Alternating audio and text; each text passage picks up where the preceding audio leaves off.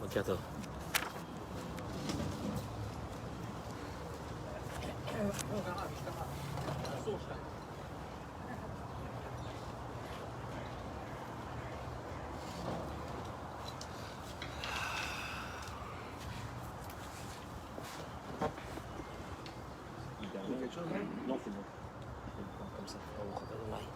אלוהינו מלך העולם שהכל נהיה בדברו. Boker Tov, messieurs. Olivier, tu es là? Olivier, tu es là?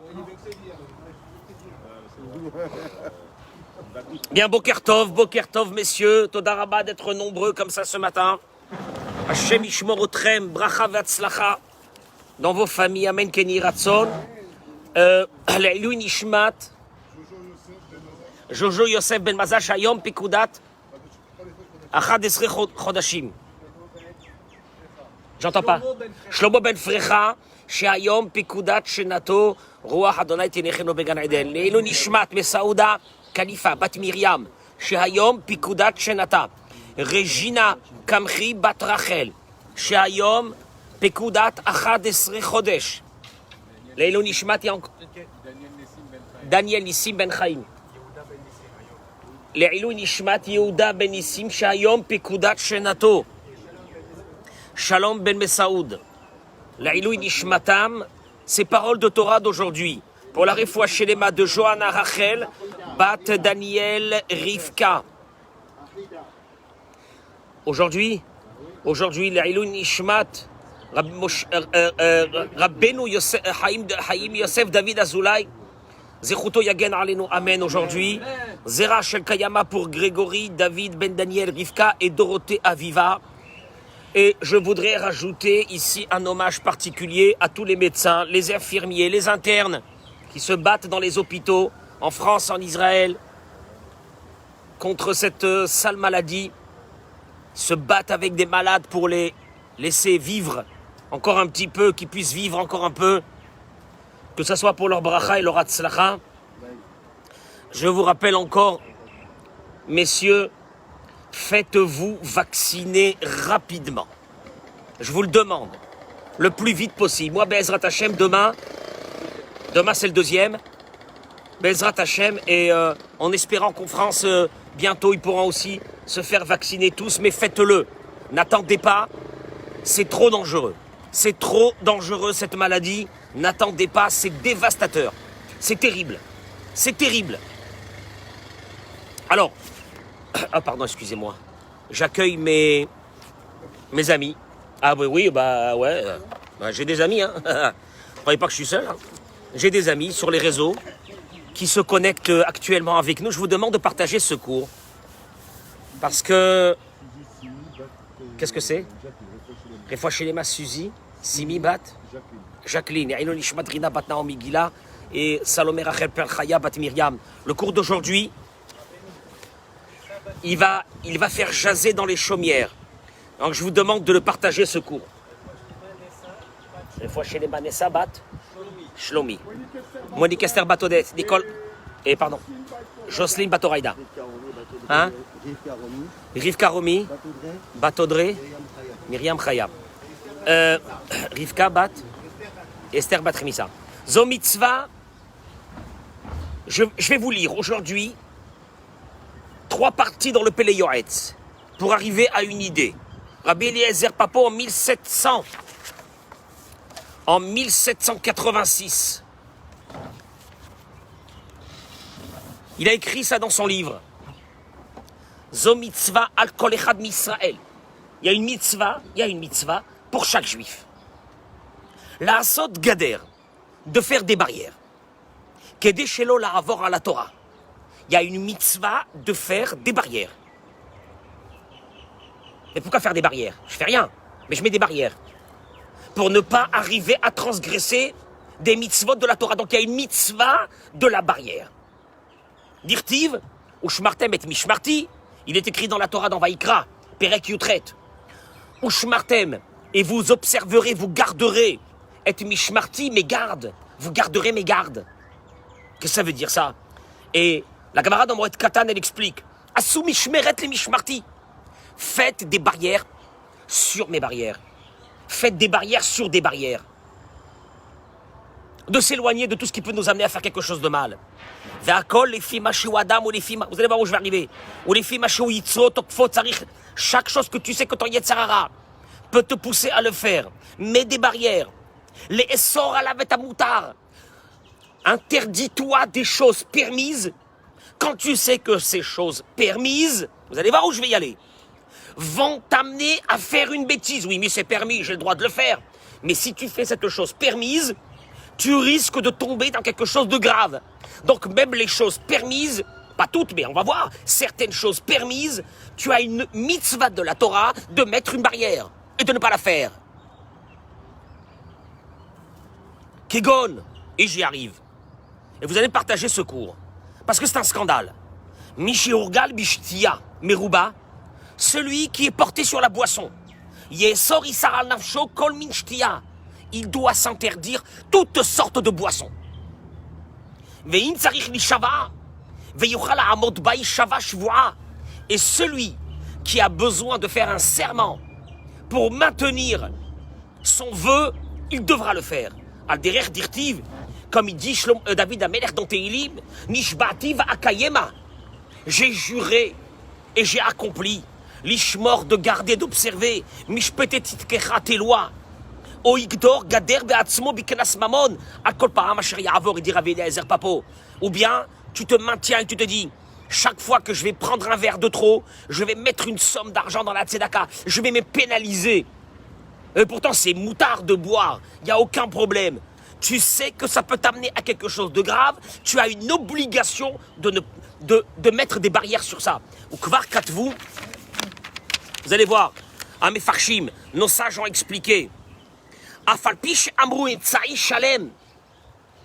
Le Rambam lui-même, il a dit, dans Ilchot Derot, il dit le Rambam, le Maïmonide, que dans la vie, tu dois toujours être dans un équilibre, pas d'excès. Emtsaï, ce qu'on appelle Emtsaï, les midot, les traits de caractère, tu dois les travailler pour être toujours dans un juste milieu. Il te dit oui, le Maïmonide a dit cela, qu'il fallait un juste milieu. Alors il te dit, Zéoulemi chez l'ourgal bederera, c'est celui qui n'a pas des travers. Alors là on lui dit, tu restes à un juste milieu, tu t'éloignes pas, tu deviens pas quelqu'un un ascète. Tu deviens pas un ascète, tu restes dans un juste milieu. Mais ça a été dit, pour ceux qui n'ont pas de travers. Aval michi urgal bederera, mais celui qui sait qu'il a une faiblesse. Tsarich lachikatzmo minaki'ur vadomelo. Il doit s'éloigner totalement, de façon excessive, de ce qui peut l'amener à une catastrophe. Jusqu'à quel moment, quand tu arrives vraiment à retrouver un équilibre et à t'éloigner de ce travers-là, tu reviens à un juste milieu. Mais il n'y a pas de juste milieu quand tu sais qu'il y a une catastrophe. Et là, j'arrive à quelque chose qui dit, ici, vous allez voir, parce que c'est très grave. Il est écrit dans Michelet, Al Tere Yahin Kit Adam. Je vais prendre directement la Gemara. La Gemara dans Masechet Sanhedrin, dans le Talmud Afaïn, la Gemara dit la chose suivante. Amar Rav Yitzhak, il dit Rav Yitzhak, Al Tere Yahin Kit Adem.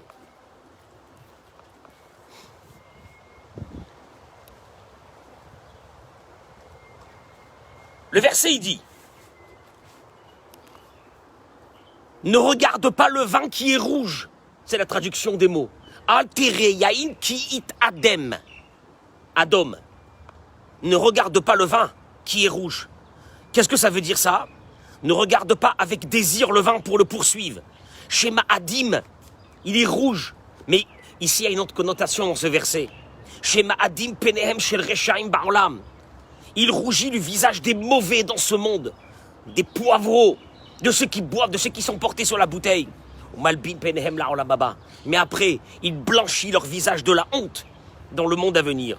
Rava Amar, je cite les mots du Talmud. Rava il dit, Alteri yain kit Adam, ne regarde pas le vin qui est rouge. Ça signifie, Alteri yain sha'acharito dam, ne regarde pas avec désir le vin, car son résultat final est it Adam, du sang. Tu verses le sang de ceux qui sont autour de toi quand tu bois.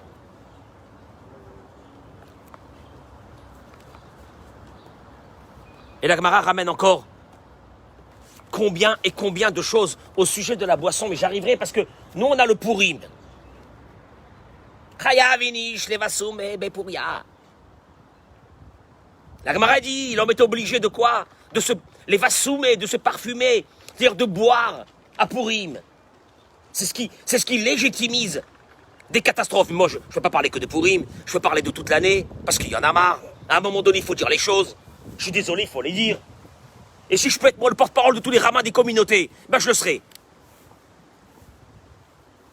Il ramène ici, Rabbi Eliezer Papo, chez Marbé Averot, la boisson, mais le dégât qui peut venir à cause de cela, et que la personne, après avoir bu quelques verres, elle perd le contrôle et elle continue à boire. Même si ça peut arriver que quelques fois. C'est vrai que le Talmud a dit que de boire un petit peu, ça amène une sagesse, ça amène une clarté. Mais fais très attention à ça. Parce qu'il te dit, malheureusement, le gain sera beaucoup, beaucoup moins que la perte qui va arriver de cela. Écoutez les mots du Rav. Pourvu, Dieu aurait fait que l'humanité entière comprenne et aurait fait la même chose que Yonadav ben Rechav. Dans le prophète de Jérémie, il demande aux enfants de Yonatan ben Rechav, ils venaient de Yitro. C'était des gens qui venaient de Yitro, c'était une tribu qui venait de Yitro, le beau-père de Moshe. Il leur a dit d'aller boire du vin ou de boire avec lui du vin. Et ils lui ont dit, on ne peut pas boire du vin. On a reçu, nous, un interdit de notre arrière-grand-père qui s'appelait Yonadav ben Rechav, de ne jamais boire du vin. Parce que eux, ils savaient déjà que le temple allait être détruit. Et ils ont déjà commencé à faire un deuil sur ça, de ne pas boire du vin. Il dit, si l'humanité avait écouté les paroles de Yonadav ben Rechav, et qu'ils auraient fait attention sur les générations à venir, d'interdire à tous les enfants et aux petits-enfants de ne pas boire, parce qu'il risque d'y avoir un jour. Il risque d'y avoir un jour que ces petits-enfants n'auront pas cet équilibre. Chez Louido Lizaer Beshtia, qui ne feront pas attention à la boisson, Veyetsu Minashura, et que malheureusement, des travers terribles arriveront. Et il serait bon que chaque être humain ordonne à ses enfants et aux générations à venir, Bechol Tokef, avec une force, avec une vigueur la plus grande, Shelo Lishtot Yain, Vechol Midede Meshaker, de ne pas boire du vin et toute boisson alcoolisée. Ketzavaat Yonadav ben Rechav, comme l'a ordonné ce monsieur qui s'appelait Yonadav ben Rechav dans le prophète Jérémie, l'Amedré, celui qui va aller voir. Comment se fait-il que dans le monde, il n'y a pas eu des personnes qui ont tremblé, à part ce Yonadav ben Rechav, d'avertir les enfants et les petits-enfants? On n'a jamais vu quelqu'un qui a fait comme lui. Il dit, c'est pas normal. C'est pas normal quand on sait les dégâts. La personne doit faire attention de mettre des barrières. C'est ce qu'on a dit tout à l'heure. De mettre des barrières. Et de faire attention de ne jamais tomber dans ça, même pas une fois. Afin que la crainte de Dieu restera toujours dans son visage. Et là, il ramène quand même quelque chose. Parce que je vais en venir à ça. Il dit Purim. Allez, venez, on va parler de Purim. Parce que nous, on va légaliser la boisson à Purim. Déjà, cette année, j'ai un gros problème. Parce que cette année, vendredi, moi, je connais l'état de ceux qui boivent à Purim, vers la fin de la journée, dans quel état ils sont. Sauf que cette année, vous avez le soir, la fin de Purim, vous avez quoi? Shabbat Kodesh. Yom Chemdato, quoi? C'est quoi? Shabbat Kodesh, c'est moins grave. C'est moins grand que Purim. Qu'il y ait Chilul Shabbat à cause de la boisson. Parce qu'il y aura Chilul Shabbat à cause de la boisson. Parce qu'il se passera des catastrophes à cause de la boisson. Parce qu'il n'y aura pas des Shabbat Kodesh, des vendredis soirs, des Lel Shabbat Kodesh, qui devraient être des moments extraordinaires dans une famille. Ça deviendra un drame, ce soir-là. Je vous préviens, ça deviendra un drame, ce soir-là. Le soir de Shabbat Kodesh. Dans l'hôtel, on va sacrifier notre famille dans l'hôtel de l'alcool. Et regardez qu'est-ce qu'il dit. Purim, Yamim Tovim, ce sont des beaux jours, des jours extraordinaires.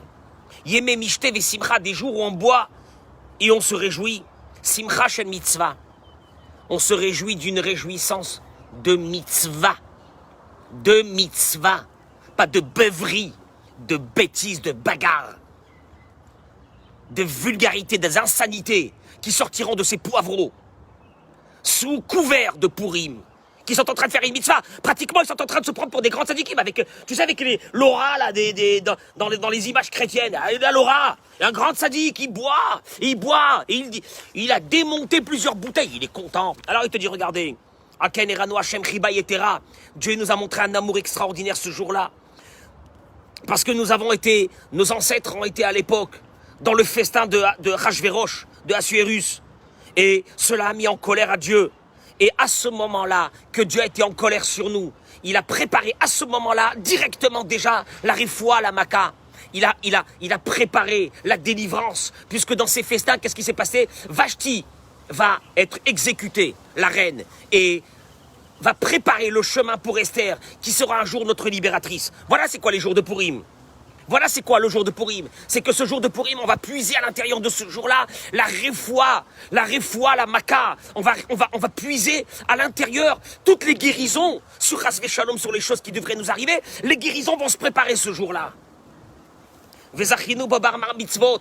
Et on a mérité des 4 mitzvot, il dit le Rabbi Eliezer Papo.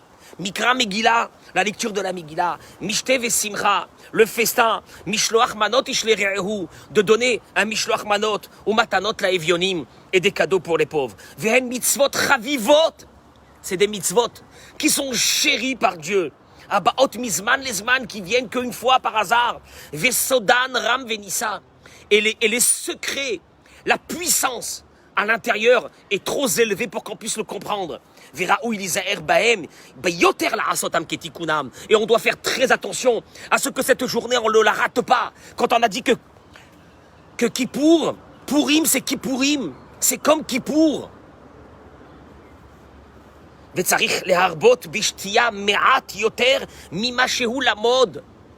Tu dois juste boire un tout petit peu plus que ce que tu as l'habitude de boire. Jusqu'à qu'il soit joyeux, c'est tout. Sameyach vetovlev, avec un bon cœur. Simcha shel mitzvah. Simcha shel mitzvah, une joie de mitzvah. Lo simcha shel holelut, pas une simcha de vulgarité. Keminag ha-holelim, sheshotim yain rav. Moi je vous dis les mots, hein. Comme les buveurs, les poivreaux, qui s'enivrent complètement en buvant énormément. Jusqu'à qu'ils perdent leur raison. Et que malheureusement ils vont transgresser des choses qui sont d'une gravité totale. Ou medabrim dvarim asurim. Et qui vont se mettre à parler des choses qui est interdit de parler. Mais abdim mitzvah tfilat mincha. Ils vont perdre la mitzvah de mincha, de Purim comme Kippour. Ils vont oublier et ils vont pas faire le Birkat Hamazon qui est une mitzvah midéoraïta de la Torah, le Birkat Hamazon. Alors que de boire du vin, c'est une mitzvah midérabanan, c'est une mitzvah de nos sages. T'es pas obligé. Alors que le Birkat Hamazon, quand tu vas être dans un état épouvantable, tu pourras pas le faire. Et là, c'est midéoraïta. Ça, c'est une transgression d'une mitzvah de la Torah. Ve'achalta ve'savata ou berarta. Oui, mais oui. Et qu'est-ce qu'ils te disent ces gens-là? Mais on est en train de faire la mitzvah. On est en train d'accomplir une mitzvah. Aval avera hi beyadam. Au fait, ils sont en train d'accomplir une très grave avera. Qui l'otziva Hashem la avor al mitzvotav. Parce que jamais Dieu nous a ordonné de transgresser ces mitzvot. Est-ce que Dieu te dit, bois jusqu'à que tu deviens fou et que tu transgresses toutes les mitzvot de la Torah? Je vous rappelle encore, pire ce vendredi. Ce vendredi, il y a Kabbalat Shabbat. Ce vendredi, il y a le Kiddush. Ce vendredi, il y a la Seouda de Shabbat qui est obligatoire. Velo tehe kazot b'Israël. Il faut annuler tout cela du peuple d'Israël. Rakismach Israël be'osav simcha shel mitzvah. Ta joie devrait être puisée parce que tu es en train d'accomplir une mitzvah. Vashtia kadat shel Torah. Et je termine par une chose qui ramène ici. Et il dit comme ça. Shtia ra'a ou gnuta. Kemforash b'divrei rabotenu. Te dit, sache une chose. Dans le Talmud, dans les écrits de la Torah, la boisson à outrance, a été à maintes reprises dénoncé. Veiglouya ou Mefoursemet la Gaule, allez-y dans les livres, il te dit. C'est marqué de façon explicite. L'interdiction d'être porté sur la bouteille. Rabim Chatou Vaïsachou. Ou Baim l'idée Bizayon ou Gnaï Gadol. Ils arrivent à une dégradation d'eux-mêmes et des autres, afférente à tout le monde. Ou Marbim Mahloket, à cause de ça, des disputes vont sortir. Ou Ktata Ben Ish Leishto, des graves disputes entre l'homme et sa femme. Ou Ben Adam Lachavero, et chacun vis-à-vis de son ami. Ou Medabrim Dvarim Shel Gnai Vinivlut Pe Vekaina Odrabot. Il te dit combien de massacres sont sortis de la boisson. Il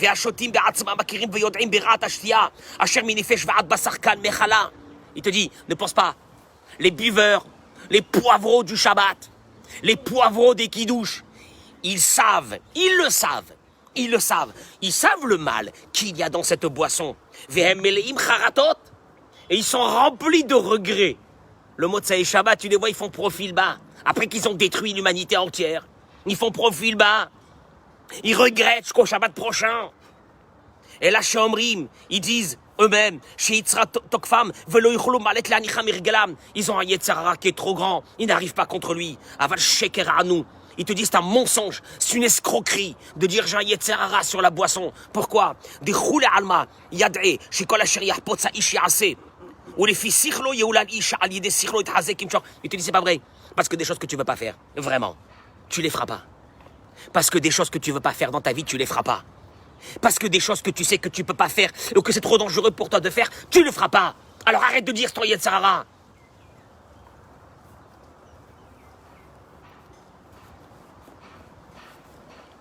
אמנם לא נאמרו כל השיעורים הללו, אלא למי שלא תקפו, יצרו ולא הורגל ברעת השכרות. אבל מי, il te dit, une personne qui sait qu'elle peut avoir des problèmes avec ça. ראוי לו לגדור בעדו בכל תוקף למשוך ידו מן השתייה לגמרי. Tu dois t'éloigner. Quand tu sais que tu as un problème avec ça, tu dois te sauver comme du feu de cela. Tu sais que quand tu as un ennemi, tu as une haine contre quelqu'un, tu t'éloignes de lui, hein. Tu restes pas à côté de lui. Tu sais que c'est ton ennemi. Tu sais qu'il peut te faire le pire des mal. Qu'est-ce que tu fais? Tu te sauves de lui, oui ou non? Alors la même chose. Combien tu dois haïr la boisson. Venez, lisez, c'est marqué ici. Et regardez, parce qu'il y a certains qui vont me dire, ouais, mais qu'est-ce qu'il raconte celui-là encore? Il est là toujours pour nous casser l'ambiance. Il veut nous casser l'ambiance. Il est là pour nous casser l'ambiance. 2 secondes, je me lève. Parce que j'ai mon livre qui est derrière. Il veut casser l'ambiance. Je ne veux pas casser l'ambiance, je veux casser la tête, vous allez voir. C'est pas l'ambiance que je veux vous casser. C'est une horreur. C'est une horreur. Regardez, qu'est-ce qui est marqué dans la halakha. La Gemara ramène. Chayav inish levasum et bepuria adeloyada ben aruraman et baruch mordechai. Oui, il y a une mitzvah dans la Torah qui est de boire un peu plus pour, entre guillemets, jusqu'à que tu ne sais pas la différence entre Modi Haman et Baruch Mordechai. Je ne rentrerai pas dans cette partie. Qu'est-ce que ça veut dire? Jusqu'à que tu ne sais pas qu'est-ce que ça veut dire Aruraman et Baruch Mordechai et que tu te trompes dans les deux. Il y a beaucoup de pirouchim sur ça. Mais c'est pas ça que je vais venir. Veishte, c'est marqué dans la halakha yain, kedeshe yesameach umevusam. Il doit boire un peu de vin pour être joyeux. Veishtaker me'ad veiradem bishichuto. Il ramène les mots du Rambam. Le Rambam, il te dit, tu sais comment tu fais pour ne plus savoir qu'est-ce que ça veut dire Aruraman et Baruch Mordechai? C'est que tu bois un peu et ça t'amène à aller faire une petite sieste. Voilà les mots du Maïmonide. Il ramène ici. Umikol makom. Enanu. Regardez les mots du Meiri. On parle ici des plus grands commentateurs de la Torah. Il dit le Meiri. On n'a aucune obligation de boire jusqu'à qu'on est sous. Ou la frite et de dégrader notre honneur personnel dans cette forme de joie. On n'a jamais été ordonné dans la Torah de devenir fou. Il n'y a jamais eu une mitzvah dans la Torah de devenir un âne, un malade, un dangereux, le jour de Purim. Et là, avec un peu de vin, tu te transcendes dans une joie pour aimer Dieu un peu plus sur tous les miracles qu'il nous a fait, qu'il nous fera. Et le Chaya Adam, il dit, puisque tout ce miracle est venu grâce au festin qu'elle a fait Esther, Si vous rabotez nous l'ishtot yaïn noter mergelo, nos sages nous ont demandé de boire un peu plus que d'habitude. Kedeli skor atanes pour se souvenir de ce bien. Oulam, il dit le Chayadam, ayodea be'atzmo, celui qui sait. Chez Bishtiato izalzel bemitzvah mina mitzvot. Que en buvant, il va transgresser l'une des mitzvot, n'importe laquelle. Kegon birkat Amazon, voilà, il ramène. Ben oui, après il n'y a plus de birkat Amazon, il n'y a plus rien, après ça part en live. C'est fini. Osheloit palel, ou bien il priera pas. Alors ce vendredi soir, j'ai peur de ce qui va se passer ce vendredi soir. Je lui dis la vérité, j'ai peur de ce qui va se passer. Pour tous ceux qui sont dans l'excès. Il te dit dans ce cas-là, Raoui, Moutaf Shelo Ishte. C'est pas la peine de boire. Si tu sais que il n'y a pas avoir danger, ne bois pas. Ne bois rien, il n'y a pas une mitzvah de boire. Ve'ade Amrinan. Est-ce qu'on a dit qu'un homme, Chaya Vinish les Bassoumé, de boire un petit peu, Loshi Ishtaker. Pas, la halakha te dit, pas de s'enivrer. Sharea Shichut Isur Gamourou. L'enivrement est un péché total de la Torah. Il n'y a personne qui te dira mitzvah de devenir un malade. Il n'y a pas une avera plus grande que celle-là. Chez Goremet, elle a causé Gilou Yarayot, la débauche. Shfirou Damim, le meurtre. Le meurtre n'est pas seulement le meurtre physique, mais le meurtre, c'est comment tu vas parler après à ceux qui sont autour de toi. On appelle ça shfichut damim, verser le sang. Vekol sheken, à plus forte raison. Celui qui sait qu'en prenant de l'alcool, il va être sous. Oshehu, alors il te dit, lo ishte, et la shi'u mu'at shelo yavole. Qui boit une goutte? Allez, tu marques le coup, tu bois une goutte. Ce que je voudrais vous dire ici. J'avais dénoncé il y a quelques années. Moi, j'ai pas envie de m'énerver parce que c'est sourd de s'énerver. Mais s'il y a une chose qui peut me mettre vraiment en colère, c'est ce sujet. C'est devenu tabou dans les communautés de parler sur l'alcool.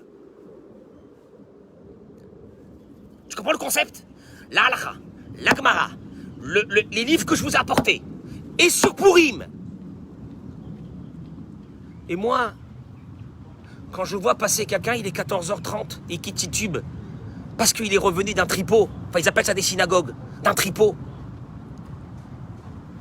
Je sais qu'il va rentrer dans une maison où il y a une femme et des enfants.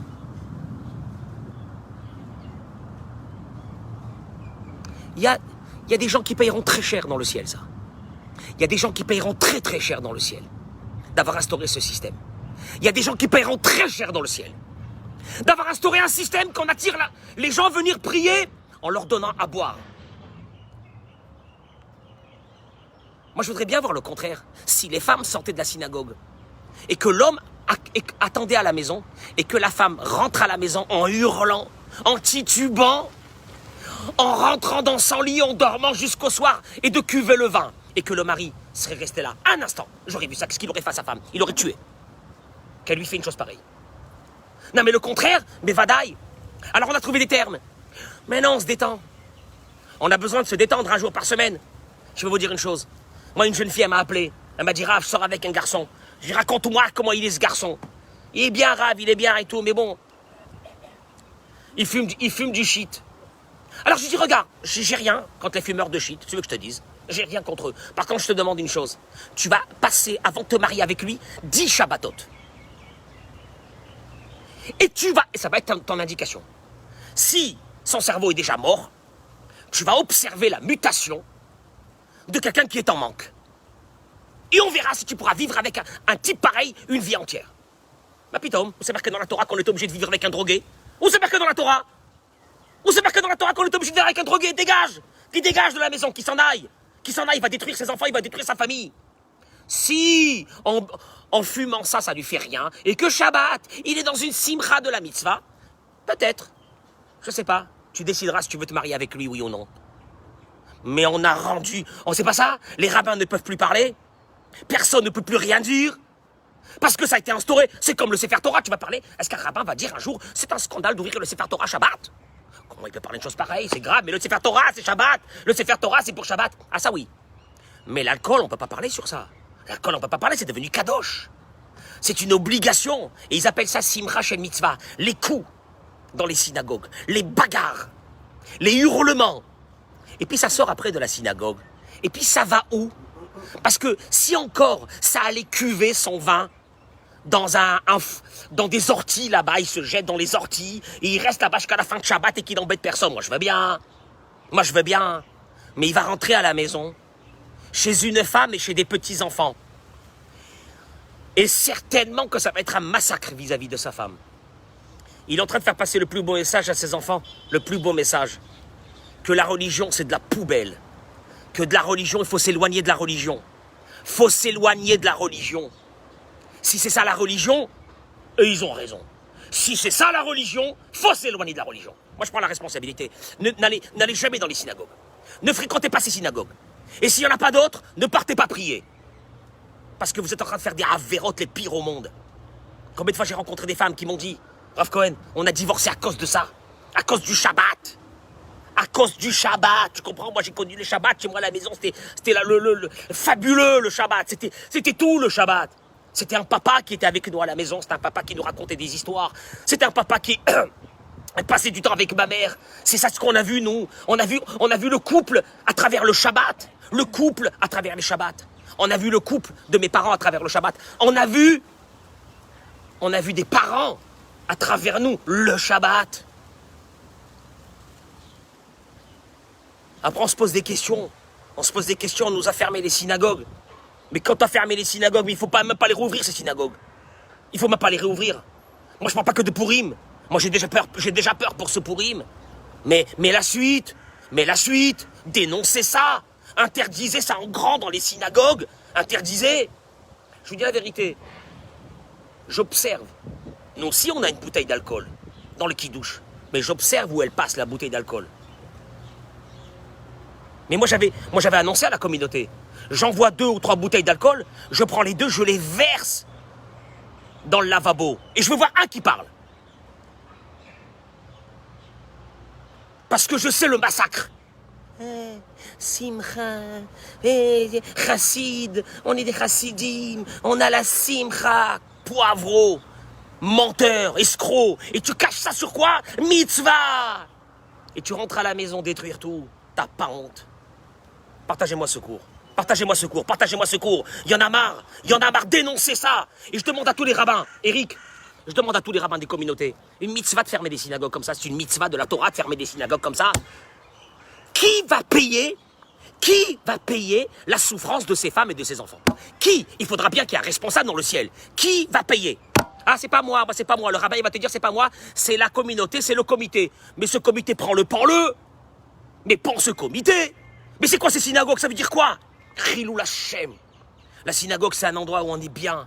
La synagogue, c'est un endroit où on prie. La synagogue, c'est un endroit où on se sent bien. La synagogue, c'est où on évoque le nom de Dieu. La synagogue, c'est un endroit où on dit à Hachem combien on t'aime. La synagogue, c'est après de là, tu puisses des forces. Si tu rentres à la maison, donner ces forces à ta femme et à tes enfants et les éduquer. Parce que c'est pas des chats et des souris que t'as dans une maison. T'as une responsabilité vis-à-vis de ces enfants. Ils vont devenir quoi? Eux aussi des buveurs et des fumeurs de shit. Moi, j'aurais bien voulu une société où c'est les femmes qui rentrent. Les femmes rentrent à la maison, toutes les femmes, sous. Et les hommes, non. Moi, j'aurais bien voulu voir qu'est-ce que les hommes auraient dit. Moi, j'aurais bien voulu voir les femmes rentrer à la maison torchées complètement. Qu'est-ce que les hommes, ils auraient dit? Allez, on va voir. Et les hommes étaient là, sobres. Ils attendent leur femme à la maison. Qu'est-ce qu'ils auraient dit? Mais c'est un scandale. Mais, hein? Mais c'est un scandale. Comment on aurait fait une chose pareille? Ah, bah, c'est osé. C'est Pourim. C'est ça, Pourim. Mais c'est pas une question de Pourim ou de Shabbat. C'est une question de contrôle de soi. Parce qu'on a des responsabilités, vous comprenez? En vous souhaitant une très bonne journée. Amen, Kenny Ratson.